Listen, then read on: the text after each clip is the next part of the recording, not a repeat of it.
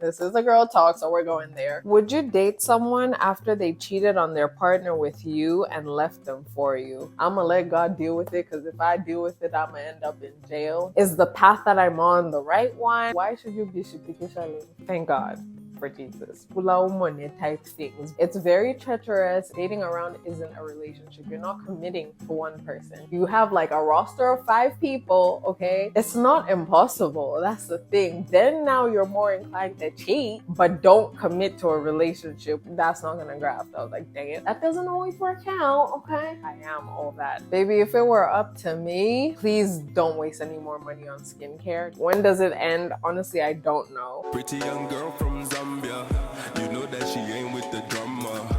Light skin girl Osama, you know she the bomb, she cause trauma.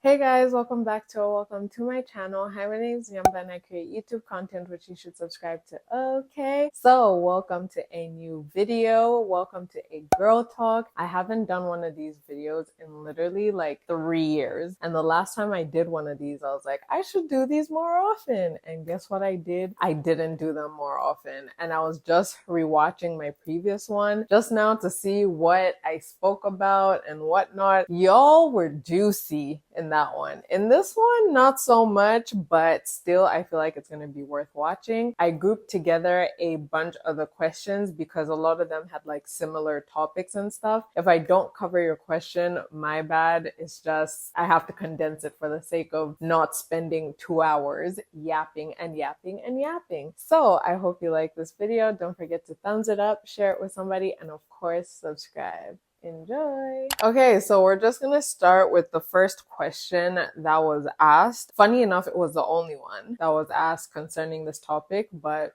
hey. And the question is, at what age do you feel like getting married? Baby, if it were up to me, I would have been married last year, quite frankly. Every single day, like if you know me IRL especially, I'm always singing about I need a husband, I need a husband, I need a husband, because there's certain things and issues and roadblocks that legit would only be solved with a husband. Well, not only, but like the quickest resolve to your problem is a husband. It's like the other day I found myself at the garage and I was like, bro, I need a husband so bad because this is a man's job. I'm sorry, I'm just a girl. I need a husband. So yeah, if it were up to me, it would have been last year. Any time moving forward is fine by me, honestly, because child, I need a husband. Like it's past want at this point. Like, yes, I'm a strong and independent woman, but I need a husband. Okay, there's a reason why God made that a thing,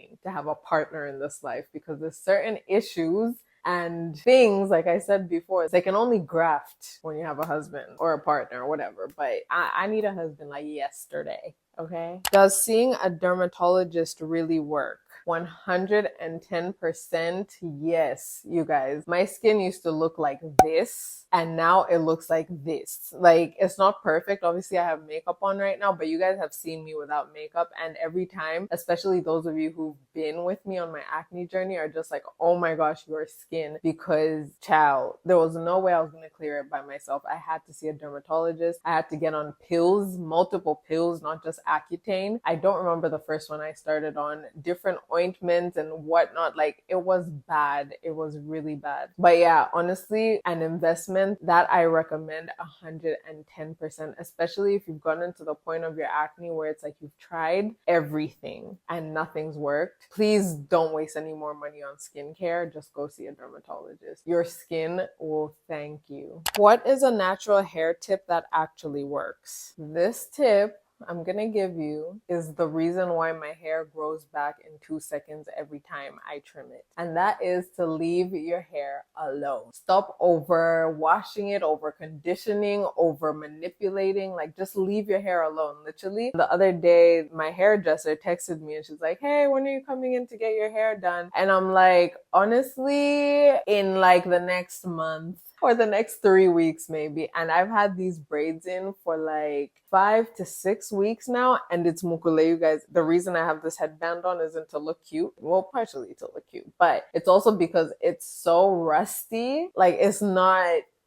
it's not giving. But one thing about me, I don't change my hair often because every time you're getting it braided, even though braids are a protective style, they nip at your hair regardless. So the more often you get braids, the more you don't have hair, like you don't have a hairline. Where is your hairline? You and then leave your hair alone. I can't even give you product recommendations, whatnot. Obviously, I'll say to use products that are good for your hair, will strengthen it, moisturize it, all this jazz. But at the end of the day, just leave your hair alone. Limit your salon visits, limit how much you're putting heat on it and stuff. Just let it be, okay? So I got this question a lot and I just decided to condense it into the one question, which was, I admire your confidence and how you carry yourself. Any tips? So there were a lot of questions on, like confidence, how do I be confident, and da da da. I would say it's something that's constantly evolving. Yes, because I wouldn't say I'm the most confident person ever, because I see other people and I'm like, oh my God, I want to be that confident. You know what I mean? But it definitely is a journey. It's a journey and it's not a destination, I want to say. So any tips on being confident? I'll just say, number one, know that you're the ish, okay? I saw this tweet the other day that was like something about, oh, you're not that big of a deal. And someone quoted it. They're like, wallahi, I am a very big deal, okay? So I'm like, let me find it actually. I screenshotted it because I'm like, very yes. Where is it? It was just the other day. And I was like, this is my mantra. Oh yeah, here. The tweet was, and always remember you're not all that. And the quote was, wallahi, I am all that. Like, period. Duh, I am all that. Who else is gonna think you're all that if you don't think you're all that? And it's not even in like a narcissistic way or whatever, but it's one of those things. Like, if I don't give myself my flowers, if I don't think I'm the ish, like, who is gonna do that for me? You know what I mean? And it's also one of those things, when you look good, you feel good. One thing about me, I always try my best to look good. And I was just telling the vlog, because I'm vlogging as well aside from this video, I was like, I put makeup on today and I feel so cute. I was looking at myself blushing in the mirror like, oh my gosh, girl, you are so cute. And that's just because I put the effort to put some makeup on, put on a cute pink outfit. And one thing about pink, it's an instant mood booster. Like, pink is just that girl, okay? For you, you choose the color that makes you feel the nicest. Some people it's like yellow because it's bright, orange also because it's bright, whatever color it is, whatever just makes you feel good, you know? Another thing, sometimes it's, oh, when your nails are done, you feel good and whatnot. I just feel like being put together just gives you that extra, like, you know, va-va-voom, that extra like boost of confidence. And I know someone, Farai, if you guys follow her on Instagram, she is such a girly girl. Like, I thought I was a girly girl until I met Farai. Like, she is girly girl, like pro max. And her thing is she always wears heels. Besides, obviously, when she's like working and whatnot, but her thing is to always wear heels because they just give you that extra confidence boost.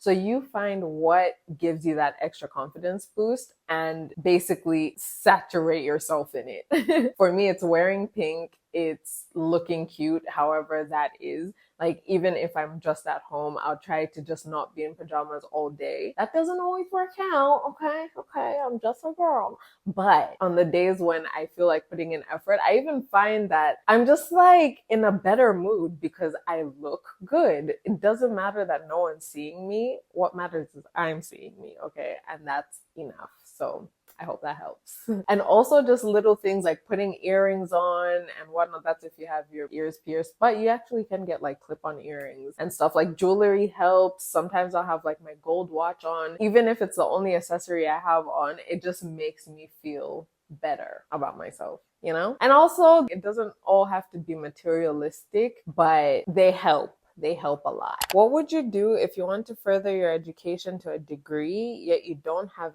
any support or a stable job? And I think the second part was, and you're scared of age catching up. First of all, I'll say that with furthering your education, age isn't entirely the main thing. Like, don't think about, oh, I'm 30 years old and I don't have a degree. 30 years old without a degree is actually pretty young. Like, obviously, a lot of people get into the workforce now and they're like early/mid 20s, but still there's people who are getting hired in their 30s. It's not an abnormality. So with the age thing, it's valid to think about it, but it shouldn't be like the end all be all. And then to answer like the meat of your question, in this instance, I would say number one, start looking for like funded opportunities. So like scholarships, local government funded programs. Like I know there are a bunch of them. I don't know which one specifically, but I see them floating around every so often because obviously not everyone has the means to get an education who wants to get an education. So there's those. I don't know what ministry you can hit up to help with that. I'm not the best person to ask, but in general, I would say I feel like to some extent, even if you don't have a support system, you do have a support system. So I would say reach out to your support system. If you don't have your parents there, then maybe your uncles, your aunts, your cousins, even your friends, honestly. There are friends who are so generous, and friends are almost like the family we choose for ourselves, and they're willing to do sometimes even more than our own family. Shoot your shot, basically, with your inner circle. Then you start going outwards, you know what I mean? Like right this moment, the first person or the first people I would speak to about furthering my education, even though I have a degree, but if I wanted to like go for my master's or just do other like school and stuff, I would reach out to my parents first. If that was an option, I'll then reach out to my uncles or actually not my uncles, my aunties first on either side, my dad's side or my mom's side. And then if that isn't a thing, then I'll reach out to my uncles. If that isn't a thing, I'll reach out maybe even to their spouses. Like, you know what I mean? Yeah. And if that's not an option either, continue job hunting and start saving towards furthering your education. Okay, so continuing on the same topic of school, the next question is, what made you study your broadcasting course? It was wanting to do something that had to do with cameras, but not being able to study exactly what I wanted to study. So initially, I wanted to study photojournalism, but it was kind of hard to find a university that offered that. And then my next option was film and photography. And then I was straight up told by my parents, like, you are not about to go abroad to study film and photography, like to be a cameraman. That's not gonna graft. I was like, dang it, okay. So I started now doing my research on other courses that still incorporated what I wanted, which was the film and photography aspect of things, but also had some theory to it. And so I landed on journalism at UE Bristol. And yeah, that's pretty much what made me choose that course. It wasn't my first option at all, but I did end up really, really enjoying it. Also because it pushed me out of my comfort zone. Like I was forced to talk to strangers on the street and whatnot. So yeah, I don't fully understand this question, but it's like, what's your advice on dating at a young age? Is one most likely to marry them? I don't know what you mean by young age, but I said this in my previous girl talk and I'll say it again. If I could go back in time, I wouldn't start dating till I was in my 20s. Teenage boys are just irritating, to say the least. Like, they don't know what they want. And yeah, so my advice on dating at a young age, I mean, I would say date around, but don't commit to a relationship when you're still pretty young, because then when you get older, especially when you start growing older with this person, then it's like, oh, but I haven't seen what else is out there. Then now you're more inclined to cheat because you don't know what's out there. But like, the grass is greener where you water it. But then it's just that curiosity, you know what I mean? That like young curiosity. And this just reminded me of a picture that my older sister sent of my niece, and she was like licking the wall, and then she's like, LOL, look, she was licking the wall. And I'm like, we have to remember that she's new here.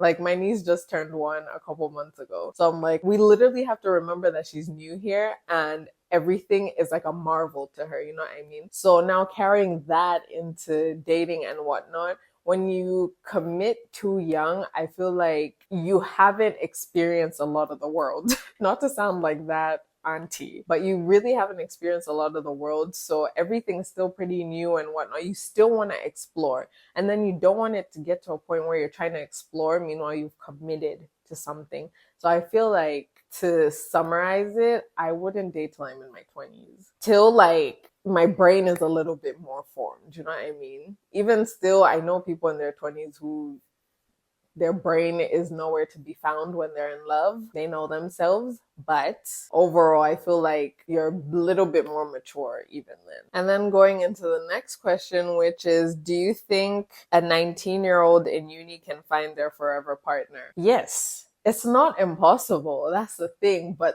majority of the time, no. Like, let's just keep it 100. Majority of the time, no. But it's possible. Possible, yeah, but yes, it is. What advice would you give to a 21-year-old? That's pretty interesting. I would say let's try to like niche it down to just a couple things because this is just like general life advice, I'd assume. I would say you're still very young. Like at 21, I was so sad that I turned 21 because to me, 21 was like a big age. So I was sad that I turned 21. Because I'm like, I can't believe I'm 21. Like, what do you mean? So I'd say, yeah, don't be sad about it. Enjoy being young. Like, you're still very young at 21. At 21, explore. Explore the world. Explore your likes, your dislikes, especially when it comes to like dating. That's why I keep emphasizing date around, you guys. You are not a hoe for dating around. Dating around means going on dates with different people, getting to know different guys, knowing what you like in a partner, what you don't like in them, like all those things. You're not a hoe for dating around, okay? You're a hoe for cheating in a relationship. That's what you are. Dating around isn't a relationship. You're not committing to one person. You have like a roster of 5 people, okay? And you pick your favorite one eventually. So yeah, figure out your likes, your dislikes, explore different things, explore your hobbies, stuff like that. At 21, I would say just live your life, honestly. Like, you're still so young. If I could go back. If I could go back. Oh my gosh, you're still so young. So just live your life to the fullest, but don't wreck yourself at the same time. It's a slippery slope, these 20 somethings, but I think those are like my main tips. If anything else, I'll add them on the screen. How good or bad is the navigation of adulthood? Oh my gosh. Let me just say, adulthood is the ghettoest, most ghetto hood I've ever walked through. Oh my gosh. It is so bad. Like, it's I'm sorry. I'm sorry. I'm here to tell you all the truth. Like, okay, bad isn't the word, maybe. It's just very treacherous. I think that's the word. It's very treacherous. It's very, like, you have to be careful about the decisions you're making because they can literally shape the rest of your life. Like, these 20 somethings we're in can shape our 30s, 40s, 50s, even our 60s. Like, that's crazy. So, goddamn. It's a loaded question. I would say every stage in life has pros and cons, to say the least. With adulthood, I found that the pros don't outweigh the cons. Neither do the cons outweigh the pros. They're literally level. In adulthood is when I've seen the good and bad coexist at the same damn time. Not even like, oh, the bad gives a little break, or the good gives a little break. Like, my life will be so amazing, yet so in the same damn realm. Like, it's one of those things that I feel like you just have to experience. It's one of those like kula umone type things because wow, I've been so humbled by adulthood. I can't even begin to explain. But as well, it's so nice because now I'm like making big girl money and living on my own and, just getting to do things I've always wanted to do because free will, duh. But like, wow, it's quite something, if I do say so myself. It's quite something. And like I said, it's just one of those things that you have to be so careful about because one little mess up can like be your life for the next I don't know how long. But that's not to say we're not human and we will not mess up. We will, but God's grace, you guys. Like, you can't do adulthood without God. Oh my gosh. Like, that's my anchor. That's my rod. I want to say I've fixed my relationship with God. Well, not fixed, but like I've bettered my relationship with God over the past like year and a bit because I tried doing this life thing, this adulthood thing by myself. And child, let me tell you, I failed miserably. I needed Jesus and like, thank God for Jesus because wow, It's a lot. Not to scare you though, but it's one of those things. Grow up, you gonna see. Fuck around, you gonna find out. Would you date someone after they cheated on their partner with you and left them for you? No. No, because baby, how you got them is how you're gonna lose them, okay? What do you think of girls in the Shipikisha club? Baby, I do not admire them, not one bit. Especially the ones who are part of Shipikisha club without a ring on their finger. Girl, what are you doing there? What are you doing there? Oh, I literally have no words. Like, Shipikisha is one thing when you're married and you said your vows before your family, your friends, and God. But when there's no ring on your finger, why should you be Shipikishaling? For what? For who? For why? Stand up and leave. Because what is the reason? Well, like, why must I suffer in a relationship with someone who's not my husband? Even in marriage, though, like, I feel like there's a certain level of Shipikisha that is just like, girl, leave. Like, leave the damn man.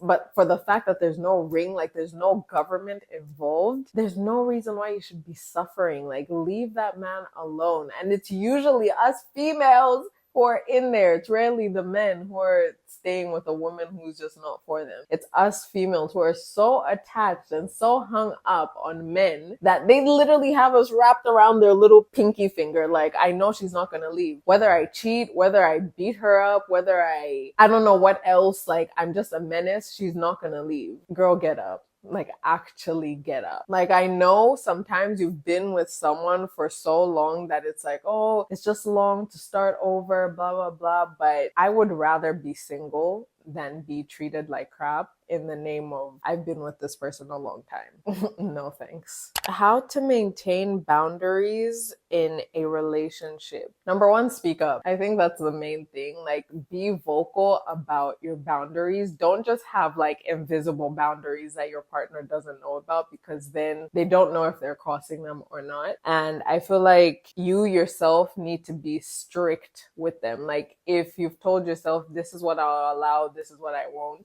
stick to it. Like, one of my resolutions for this year is keeping my own promises to myself. So whether that's a boundary in a relationship or a habit that I've set for myself, like, I'm committed to keeping those promises to myself. So I feel like the same thing goes with boundaries in relationships. If you've said, oh, we're not going to sleep together till I have a ring on my finger, make sure you're taking the steps to make that a thing. Don't, go over to his house and be chilling in the bedroom. That's like you're walking into a trap, you know what I mean? So it's one of those things that I feel like it starts with yourself. Just be committed to keeping your promises to yourself, and that includes the boundaries in a relationship, and speak about it with your partner. Are you comfortable with this? Are you comfortable with that? If they're not, okay, how can we work around it? Yada, yada, but speak up, and yeah, you should be fine. What are your standards when it comes to friendships? This one is very tricky because I don't have many friends, and I feel like that's because I sula people quick, okay? For me, I would say some of my standards are just be respectful, be loving, be caring, be sensible, okay? And have money. Honestly, have money, because it's not me you're finna ride off of. Not that I've got it like that, but y'all know what I mean. Like, there's always that one friend who's just like a leech on you. Like, when you go out, it's always, oh, you got me, right? It's like, how many times I'm gonna get you? Every time it's you got me, like, no, please come with your own money or stay at home. You know what I mean? I feel like I always say my toxic trait is that I sula people quick. So you cross me once, like you act weird to me once, there's no reason why I should still be your friend. Why am I taking myself back to that? And then there's also the other side that's like, oh, it's ungodly to like cut people off and yada yada. You know, that TikTok that's like, I'm gonna let God deal with it, because if I deal with it, I'm gonna end up in jail. Yeah, that's the one. Like, I'll leave y'all holier than thou people to it. But as for me and myself, you act weird once, peace, I'm gone. Because there's certain things that are just like, why? You know, like, why should I still be friends with someone who doesn't understand that I can't take shots at your birthday because I'm driving myself home? Does that make sense? So yeah, no, I'm good. Thank you. Do you work a corporate job or content creation has become your full-time job? This is my full-time job and I love it for me. I love it so much. But I'm not opposed to working corporate again. I'll say that. I just feel like I like being in control of my own time and not being told what to do. I'm not opposed to it, but I just don't like being told what to do. I don't like being micromanaged. I don't like not being responded to. Because I feel like with certain jobs that I've worked, it's like I want to push something forward, but I'm just not getting response. So now it's frustrating because it's like I don't want you to feel like I'm not doing my job. But then when I'm trying to do my job, you're not responding to me. So it's a sticky one. I really like working for myself, and content creation being like my full-time job isn't just like, oh, I'm just doing content creation. I freelance as well. So like if you need a social media manager or whatever, I'm available. I don't count it as corporate because I'm freelancing, you know what I mean? But yeah, as far as going to an office, reporting to someone, not right now. Not right now. Career stagnation. When and how does it end? And then how to strike a balance with love and life. Career stagnation never ends. Okay, I don't want to say never because obviously, if you've been in a job for like 5 years, then you've reached stability, I want to say. But for me, I'm literally just a girl in her 20s and I'm living that 20s life of not knowing what I fully want to do. It's like, is the path that I'm on the right one? Should I be doing something else? Should I dabble into another career? It's very, I don't know what I'm doing. I don't know what I'm doing. So I still feel like I'm in that career stagnation part of my life. When does it end? Honestly, I don't know. I don't know. I keep asking God for a sign because I'm like, am I doing the right thing? I feel like I'm doing the right thing, but it's not always that we feel like we're doing the right thing, that we are actually doing the right thing. Like, I feel like I'm walking in purpose, but am I really walking in purpose? It's one of those things where it's like, did you actually hear God speak, or was that like yourself, type of thing? I don't know how they word it, but same WhatsApp group. So yeah, right now, I don't know when it will end, but I would assume it ends at the point where God has given you the go ahead, like the very big, bright sign that this is what you should be doing. And things are just going rather smoothly. You know what I mean? There's turbulence everywhere at every stage in life, but I feel like at some point things just pan out. Like they just level out. You know what I mean? And then how to strike a balance between love and life. It starts with having an understanding partner and understanding that it's not always that we can either hang out or be on the phone and whatnot.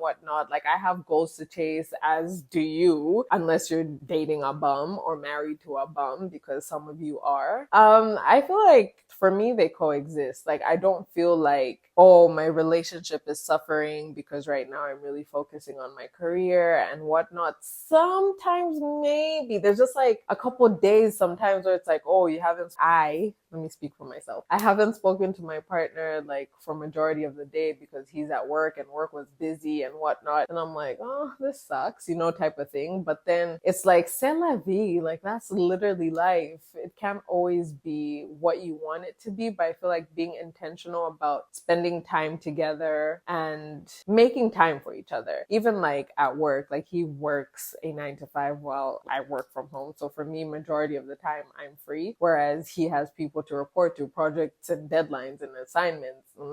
I guess it's assignments and work too. And all these things, meetings and yada yada. Like he can't be on the phone 24/7. But what I do appreciate is that he'll call me any little chance he gets. Like there's times we'll be on the phone for literally like 15 seconds. Like, oh, I just called to laugh about haha, whatever my workmate said, da da da da. And though this happened at work and blah blah. Oh, I just called to check up on you. Like that sort of thing. Vice versa doesn't fully work out because I don't know when he's like in a meeting or whatnot, but the other way around it works out and I appreciate it. So that's pretty much how I would say I balance it. I hope I've answered your question. How are you handling finances, especially having rental costs and car maintenance costs? When I tell you it's a lot, it's a lot. But one thing about God, I always say he provides. That's like for sure, for sure. But also, I feel like I'm really good at handling my finances just because I have a lot of like financial literacy that is self-taught. Like I watch YouTube videos on finance, I read books on finance, I listen to podcasts on finance. So from a young age, I feel like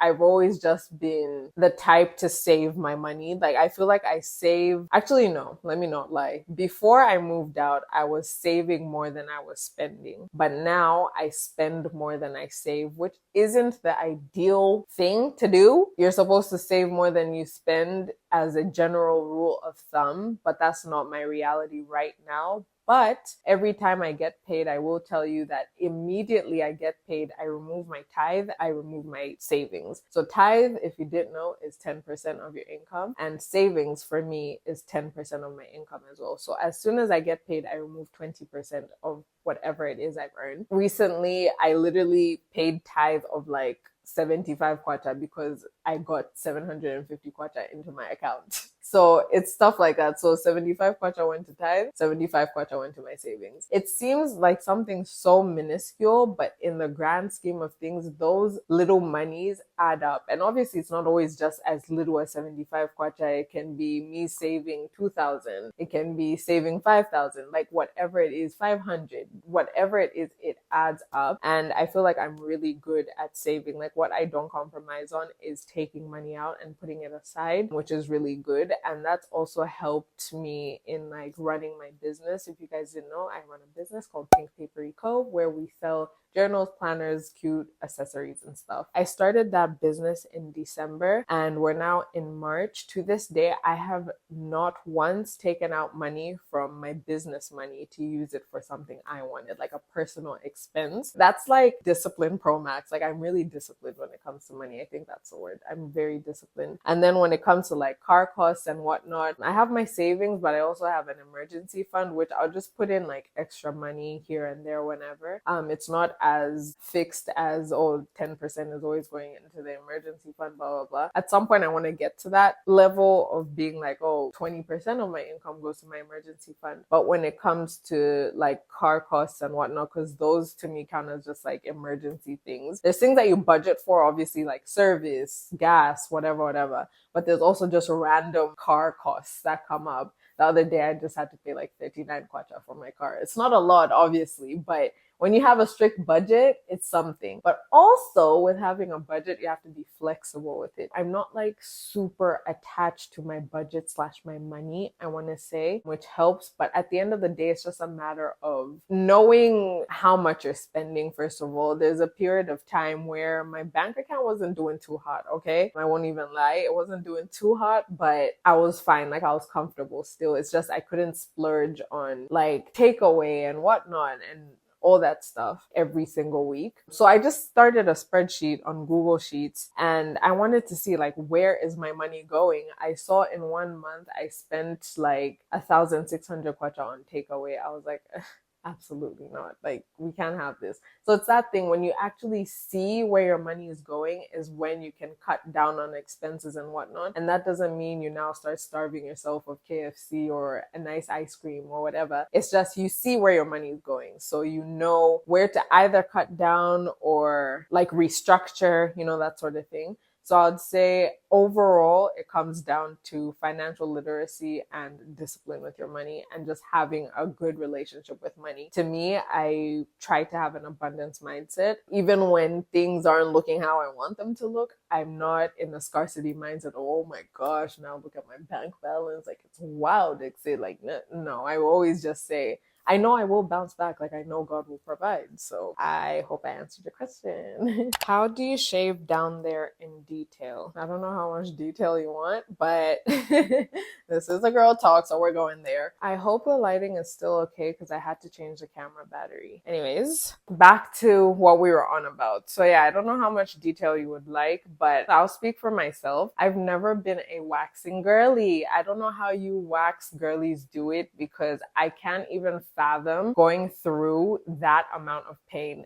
especially down there. Like, ooh, child, just the thought freaks me out. Like, it freaks me out. Like, not even a little bit, like a lot. So for me, I've always been a shaving stick girl. There's people who swear by not using a shaving stick down there, but do what works for you at the end of the day. Like, these things are on the market because everyone has different preferences. If you want to go get waxed, go get waxed. If you can hack the pain, be my guest. If you can't, be like me and use a shaving stick, okay? So what I do is I shave like the main areas with a shaving gel, obviously, and then I use hair remover for like the inner bits that the shaving stick can't exactly reach, or it would be a hazard for them to reach there. That's how I do it, and I don't get ingrowns, none of that. Like, it works perfectly fine. I think the key to it is using like a really moisturizing shaving gel. The one I have currently, I bought in the UK, so I'm not sure what shaving gel is on the market right now over here, but using a really moisturizing soap can act as a shaving gel, and that should work perfectly fine. So a combo of a moisturizing shaving gel, a good shaving stick, and hair remover for me personally. And I know people who only use hair remover because they're scared they're gonna hurt themselves or whatever. Do what works for you, do what you're comfortable with.